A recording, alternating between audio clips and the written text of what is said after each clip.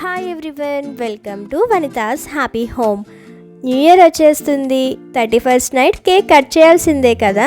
ఆ కేక్ని మైదాతో కాకుండా హెల్తీగా ప్రిపేర్ చేసుకుందామా? నో మైదా, నో షుగర్, ఓన్లీ గోధుమ పిండి అండ్ బెల్లంతో చేసిన ఈ కేక్ చూస్తున్నారా ఎంత ప్లఫీగా ఉందో.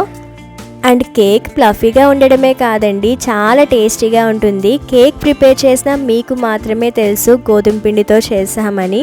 టేస్ట్ చేసిన వాళ్ళు అసలు ఐడెంటిఫైయే చేయలేరు, అంత ఎమ్మిగా ఉంటుంది కాబట్టి. సో తప్పకుండా న్యూ ఇయర్కి ఈ కేక్ని ప్రిపేర్ చేసి ఇంట్లో వాళ్ళకి పెట్టండి. వాళ్ళు ఫిదా అవ్వాల్సిందే. ఇంత హెల్తీగా ప్రిపేర్ చేసినందుకు మిమ్మల్ని మెచ్చుకోవాల్సిందే. ఇంకా హెల్తీగా కేక్ ఎలా ప్రిపేర్ చేయాలో చూసేద్దాం. ఫస్ట్ మిక్సింగ్ బౌల్లో 4 eggs తీసుకుని ఫోమీగా వచ్చే వరకు బీట్ చేసుకోవాలి. మనం తీసుకునే ఎగ్స్ ఫ్రెష్గా ఉండాలి అండ్ రూమ్ టెంపరేచర్లోనే ఉండాలి. అండ్ అప్పటికప్పుడు ఫ్రిడ్జ్లో నుండి ఎగ్స్ తీసి బీట్ చేసినా లేదంటే ఎగ్స్ ఫ్రెష్గా లేకపోయినా కేక్ సరిగ్గా పొంగదు, ప్లఫీగా రాదని గుర్తుంచుకోండి. అండ్ ఎగ్స్ని నేను ఎంత ఫోమీగా వచ్చేలా బీట్ చేస్తున్నానో అబ్జర్వ్ చేయండి. స్టార్టింగ్ ఎగ్స్ కొంచెం డార్క్ ఎల్లో షేడ్ ఉండేది అండ్ క్వాంటిటీ కూడా తక్కువ ఉండేది కదా. నేను ఫోమీగా బీట్ చేసే కొద్దీ క్వాంటిటీ ఇంక్రీజ్ అవుతుంది, కలర్ కూడా లైట్ పేల్ ఎల్లో షేడ్ వస్తుందండి. అండ్ కన్సిస్టెన్సీ కూడా కొంచెం క్రీమీ కన్సిస్టెన్సీ వస్తుంది. అంతవరకు మనం బీట్ చేయాల్సిందే. ఈ ఎగ్స్ని క్రీమీ కన్సిస్టెన్సీ వచ్చే వరకు బీట్ చేయలేదు అంటే మీరు ఎంత ఎసెన్స్ యాడ్ చేసినా సరే కేక్ అనేది ఎగ్ స్మెల్ వస్తుంది. మనకి కేక్ ఎగ్ స్మెల్ రాకూడదు అంటే ఈ ఎగ్స్ని ఫోమీగా వచ్చే వరకు బీట్ చేయాల్సిందే అండి. నేను చెప్పే చిన్న చిన్న టిప్స్ ఫాలో అవడం వల్ల కేక్ చాలా పర్ఫెక్ట్గా బేక్ అవుతుంది. ఇంకా ఫైనల్గా 4 eggs కూడా ఫోమీగా బీట్ అయ్యాయి. క్వాంటిటీ కూడా 4 times ఇంక్రీజ్ అయింది, చూస్తున్నారు కదా. అండ్ నెక్స్ట్ ఈ ఎగ్ బ్యాటర్లో ఎసెన్స్ని యాడ్ చేయాలి. 1 teaspoon vanilla essence and 1/2 teaspoon pineapple essence add చేస్తున్నాను. మీరు కావాలంటే 1 + 1/2 teaspoon వెనిలా ఎసెన్స్ని యాడ్ చేసుకోవచ్చు. అండ్ 1 cup వరకు బెల్లం పొడిని కూడా యాడ్ చేసుకోవాలి. ఒకేసారి కాకుండా ఒక 3-4 batchesగా కొద్దిగా యాడ్ చేసుకుంటూ మిక్స్ చేసుకోండి. అండ్ మ్యాక్సిమం మీరు తీసుకునే బెల్లం పొడిలో క్రమ్స్ లేకుండా ఫైన్ పౌడర్ ఉండేలానే చూసుకోండి. ఇన్ కేస్ క్రమ్స్ ఉంటే మాత్రం ఈ ఎగ్ బ్యాటర్లో బాగా మిక్స్ అయ్యేలాగా మిక్స్ చేసుకోండి. ఎక్కడైనా క్రమ్స్ ఉండిపోతే బేక్ అయినప్పుడు ఆ బెల్లం మెల్ట్ అయ్యి పై లేయర్ చెమ్మగా ఉంటుంది అండ్ అలాగే సరిగ్గా కేక్ని కూడా పొంగనివ్వదండి. సో చాలా బాగా మిక్స్ చేసుకోవాలి ఈ బెల్లం పొడిని ఎగ్ బ్యాటర్లో. అండ్ బెల్లం పొడి యాడ్ చేయకముందు ఎసెన్స్ యాడ్ చేశాను కదా. ఇన్ కేస్ మీ దగ్గర ఎటువంటి ఎసెన్సెస్ లేకపోతే 1 + 1/2 teaspoon వరకు యాలకుల పొడిని కూడా యాడ్ చేసుకోవచ్చు. ఇలా యాడ్ చేయడం వల్ల టేస్ట్ బాగోకపోవడం అలా ఏముండదు, జస్ట్ ఫ్లేవర్ చేంజ్ అవుతుంది అంతే అండి. మెయిన్ ఎగ్ ఫోమీగా బీట్ చేసుకుంటే కేక్ ఎగ్ స్మెల్ రాదు అంతే. అండ్ నేను యూజ్ చేసే బెల్లం పౌడర్ అచ్చు బెల్లం, కుందు బెల్లాల్ని దంచి పౌడర్ చేసింది అయితే కాదు. సూపర్ మార్కెట్లో అవైలబుల్గా ఉండే బెల్లం పౌడర్తోనే ఎప్పుడు కేక్ చేస్తానండి. మీరు కావాలంటే కుందు బెల్లం, అచ్చు బెల్లాల్ని దంచి పౌడర్ చేసి కూడా యాడ్ చేసుకోవచ్చు. మీరు అబ్జర్వ్ చేయాల్సింది ఈ ఎగ్ బ్యాటర్లో ఆ బెల్లం బాగా కలిసిందా లేదా అంతే అండి. బాగా కలిస్తే ఓకే. సరిగ్గా కలవకుండా ఎక్కడైనా బెల్లం ముక్కలు ఉంటే మాత్రం కేక్ సరిగ్గా బేక్ అవ్వదు, గుర్తుంచుకోండి. నెక్స్ట్ బెల్లం పొడి ఎగ్ బ్యాటర్లో బాగా మిక్స్ అయిన తర్వాత 1/4 cup ఫ్లేవర్లెస్ ఆయిల్ యాడ్ చేసుకోవాలి. నేనైతే రైస్ బ్రాన్ ఆయిల్ యాడ్ చేస్తున్నాను. మీరు కావాలంటే సన్ఫ్లవర్ ఆయిల్ కూడా యాడ్ చేసుకోవచ్చు. అండ్ ఆయిల్ కూడా ఎగ్ బ్యాటర్లో బాగా మిక్స్ అయ్యేలాగా బీట్ చేసుకోవాలండి. ఇన్ కేస్ ఆయిల్ సరిగ్గా మిక్స్ అవ్వకపోతే కేక్ బేక్ అయినప్పుడు పై లేయర్ మొత్తం కూడా ఆయిల్గా ఉంటుందండి. సో బాగా కలిసేలాగా మిక్స్ చేసుకోవాలి. నెక్స్ట్ ఈ క్రీమీ బ్యాటర్ని సైడ్ని పెట్టేసి డ్రై ఇంగ్రీడియంట్స్ని జల్లించుకోవాలి. ఫస్ట్ స్ట్రైనర్లో 1 cup వరకు గోధుమ పిండిని తీసుకుంటున్నాను. Next 1 teaspoon baking powder, 1/2 teaspoon baking సోడాని కూడా యాడ్ చేసుకోవాలి. నేను తీసుకున్న స్పూన్ 1/2 teaspoon మెజర్మెంట్ కాబట్టి బేకింగ్ పౌడర్ 2 times యాడ్ చేశానండి.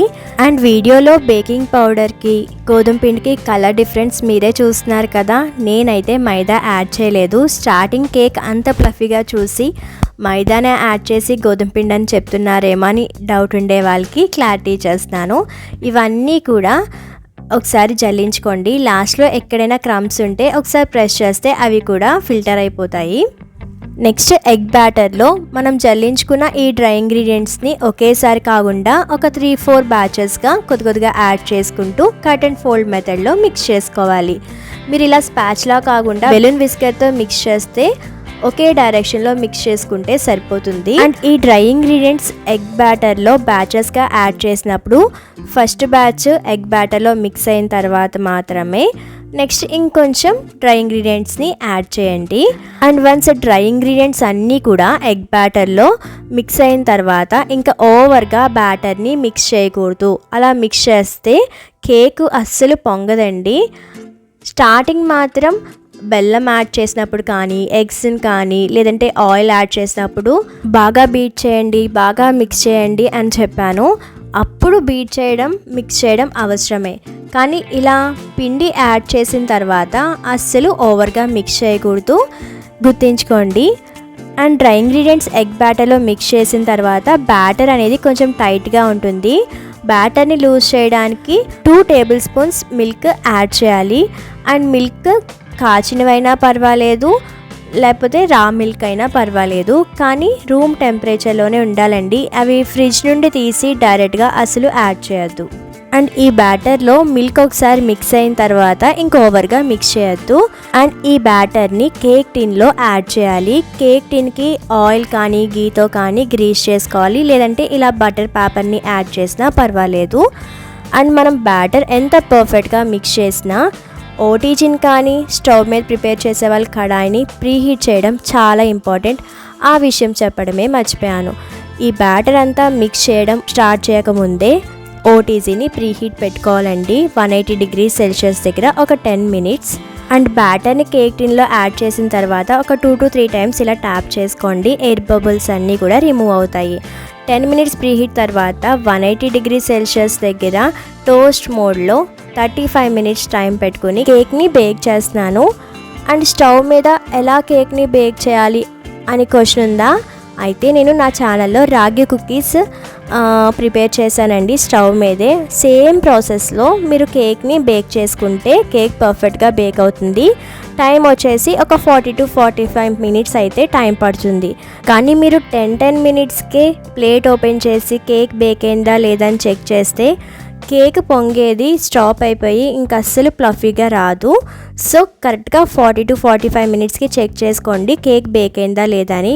అండ్ నైఫ్ కానీ టూత్పిక్ కానీ గుచ్చి చూస్తే క్లియర్గా రావాలి, ఎక్కడ పిండి అంటుకోకుండా. అప్పుడు కేక్ బేక్ అయినట్టు. ఇన్ కేస్ మీకు పిండి అంటుకుంటుంది అంటే ఇంకొక 10 minutes కేక్ని బేక్ చేసుకుంటే పర్ఫెక్ట్గా బేక్ అయిపోతుందండి. అండ్ ఎగ్జాక్ట్గా 35 minutesకి నా కేక్ అయితే బేక్ అయిపోయింది. కేక్ పూర్తిగా చల్లారిన తర్వాత మాత్రమే ఇంతకు ముందు చూపించినట్టుగా నైఫ్తో ఎడ్జెస్ మొత్తం క్లియర్ చేసి డీమౌల్డ్ చేశాను.